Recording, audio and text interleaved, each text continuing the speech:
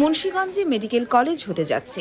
২৫০ শয্যা বিশিষ্ট মুন্সিগঞ্জ জেনারেল হাসপাতাল কম্পাউন্ডে মেডিকেল কলেজের একাডেমিক ভবন নির্মাণের পরিকল্পনা রয়েছে। আর পুরনো কাচারি এলাকায় পুরাতন হাসপাতাল এলাকা থেকে পতাকা ৭১ পর্যন্ত মেডিকেল কলেজের আবাসিক স্থাপনা এবং মাঠ করার বিষয়ে আলোচনা হয়েছে। এই লক্ষ্যে সোমবার সকাল ১০টা থেকে দুপুর ১টা পর্যন্ত মুন্সিগঞ্জ জেলা প্রশাসক কার্যালয়ে অন্তর্বর্তীকালীন সরকারের ৩ উপদেষ্টা, নৌবাহিনীর প্রধান এবং ৬টি মন্ত্রণালয়ের সচিব সহ বিভিন্ন মন্ত্রণালয়ের ঊর্ধ্বতন ১৯ জন কর্মকর্তা এই সভায় উপস্থিত ছিলেন। সভা শেষে যৌথ ব্রিফিংয়ে স্বরাষ্ট্র উপদেষ্টা অবসরপ্রাপ্ত লেফটেন্যান্ট জেনারেল মোহাম্মদ জাহাঙ্গীর আলম চৌধুরী বলেছেন, জেলার উন্নয়নে বিভিন্ন বিষয়ে আলোচনা হয়েছে। মুন্সিগঞ্জের যদিও এটা ঢাকার সবচেয়ে নিকটে, বাট এটা অনেক সময় এটা কিছু কাজ হয় নাই, এটা কিছু অবহেলিত একটা এলাকা ছিল। এটাতে কিভাবে আমরা অল্প সময়ের ভিতরে কিছু একটা কাজ করতে পারি, এই জন্য এখানে আমরা সবাই সমবেত হওয়া।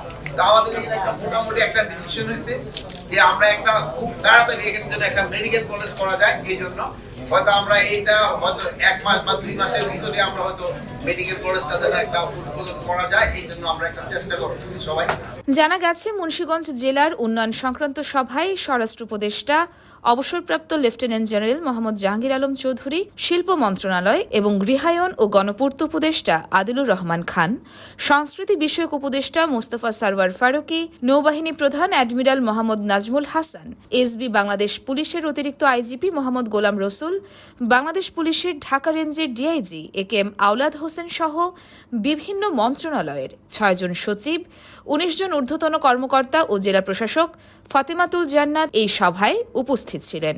অনুষ্ঠিত সভায় মেডিকেল কলেজের ফিজিবিলিটি নিয়ে মাল্টিমিডিয়ায় প্রেজেন্টেশন দেখান ডাক্তার জাহাঙ্গীর আলম। আর অবকাঠামো নিয়ে মাল্টিমিডিয়ায় প্রেজেন্টেশন দেখান মুন্সিগঞ্জের civil surgeon doctor Manjurul Alam. ইয়র্মা শায়ের জাহান, দেশকাল নিউজ।